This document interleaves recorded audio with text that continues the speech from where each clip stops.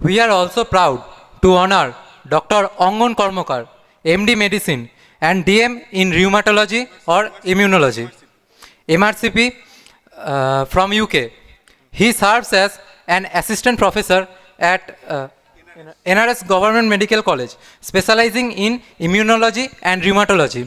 প্রসঙ্গত বলে রাখি, অঙ্গন স্যার নিট এসএস পরীক্ষাতে, যেটা ডাক্তারিতে সর্বোচ্চ ডিগ্রি অর্জনের জন্য বর্তমানে এন্ট্রান্স পরীক্ষা, সেই পরীক্ষায় 6 র্যাঙ্ক সর্বভারতীয় স্তরে অর্জন করেছেন। ঠিক আছে, it is not a matter of joke. A big round of applause for him. I would like to Dr. Sarkar sir to felicitate his great student Dr. Angon Kormokar. Sir, please. Super speciality মানে তাতে এই rank খালি super স্পেশালিটিতে না, উচ্চ মাধ্যমিকেও ranker, এবং joint entrance examination তখন ছিল JeM, তো তোদেরকে বলি অনেক সময় যারা এখানে আসিস, তো সেইটাতেও ও টপার। তো যে টপার সে চিরকালই টপার হয়, তো ওই জন্য একটু দেরি করেই এসেছে, কিন্তু কিছু করার নেই। ওর আজকে ওপিডি ছিল, সেসব সামলে টামলে এসছে। আর একজন, A big round of applause for them.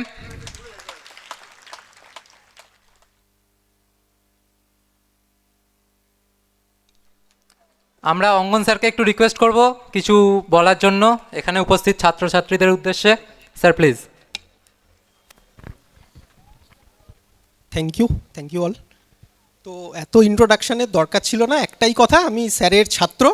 Sir যখন দেশবন্ধু মেমোরিয়াল স্কুলে, 1 মিনিট একটু থামিয়ে বলছি, ও আইআইটিয়ান হতে চেয়েছিল, একবারও বলেছিল যে আমি আইআইটিতে চলে যাব।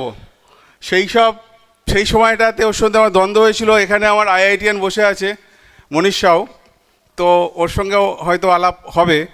তো এই যে ছেলেটিকে আমি একসময় ছোটোবেলায় বলেছিলাম ডাক্তার হও, ডাক্তারিতে কোন পর্যায়ে পৌঁছেছে সেটা কিন্তু দেখার। তার মানে আমরা শিক্ষকেরা যেটা বলি সেটা কিন্তু হয়ে যায়। কাজে এখন যারা পড়াশুনো করছো তারাও কিন্তু মাথায় রেখো যে আমরা যেটা বলি ভুল বলি না। অঙ্গন স্যার, কন্টিনিউ। Thank you. তো না মানে স্যার শুধু আমার মাস্টারমশাই ছিলেন না, মানে স্কুলে আমাকে শুধু পড়িয়েছেন, ফিজিক্স শিখিয়েছেন, ফিজিক্যাল সায়েন্স পড়িয়েছেন, সেটুকু নয়, মানে আমার পুরো স্টুডেন্টশিপটাতে, পুরো কেরিয়ারটাতে স্যার আমাকে গাইড করে গেছেন প্রথম থেকে। তো যতখানি করতে পেরেছি স্যারের অনেকটা হাত আছে, এবং ডাক্তারি প্রফেশনে আসার জন্য স্যার আমাকে প্রচণ্ডভাবে মোটিভেট করেছেন। মানে যেই সময় আমি পুরো ডিটারমিন ছিলাম যে আমি ইঞ্জিনিয়ারিং পড়বো, আইআইটি যাব বা ইঞ্জিনিয়ারিং অন্য জায়গায় যাব, স্যার পুরো আমাকে এমনভাবে মোটিভেট করেছেন যে আমি পুরো ট্র্যাক চেঞ্জ করেছি। Thank you. তো এখানে অনেক সিনিয়ররা বসে আছেন, অনেক সেমিনারের টপিক নিয়ে আমি বিশেষ কিছু জানি না, তাই এখানে সেমিনারের টপিক নিয়ে বলার ধৃষ্টতা আমার কিছু নেই। যেহেতু অনেক স্টুডেন্টরা রয়েছে, তো তাদের জন্য দু একটা কথা বলবো। আগেই মাস্টারমশাই বলে গেলেন যে পরীক্ষাতে সাকসেসফুল হওয়ার জন্য প্র্যাকটিস অ্যান্ড প্র্যাকটিস।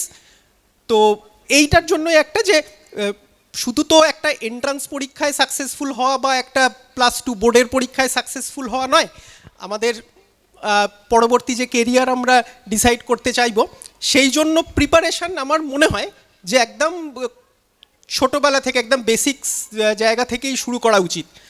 স্যারেরা আছেন আমাদের সঙ্গে, স্যারেরা আমাদের গাইড করে দেবেন কখন কোন দিকে কিভাবে প্রিপারেশান নিতে হবে, এইটুকু স্যারেরা গাইড করবেন।